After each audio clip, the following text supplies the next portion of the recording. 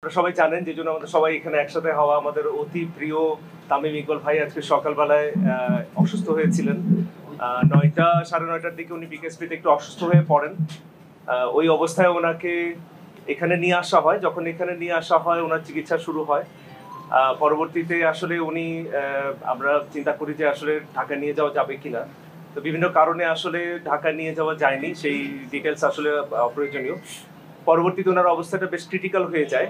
এই ক্রিটিক্যাল কন্ডিশনেই আমাদের কাছে আবার আসেন এবং ওনার ওই ক্রিটিক্যাল কন্ডিশন থেকে যতগুলো চিকিৎসা প্রয়োজন সবকিছু করা হয়েছে এবং আল্লাহর রহমতে যে কন্ডিশনটা আসলে অনুকূলে আছে এবং ওনাকে একটা আমরা বলি যে ওনার একটা হার্ট অ্যাটাক হয়েছে। এইটার জন্য একটা এনজিওপ্লাস্টি এবং একটা স্টেন্ট করা হয়েছে। আল্লাহর রহমতে স্টেন্টিংটা খুব স্মুথলি অ্যান্ড এফিশিয়েন্টলি হয়েছে। আমাদের যে কার্ডিওলজিস্ট ডক্টর মারুফ ওনার এই একটা স্টেন্টিং করেছেন এবং ভেরি এফিশিয়েন্টলি, এবং ওনার এই ব্লকটা পুরোপুরি চলে গেছে এখন।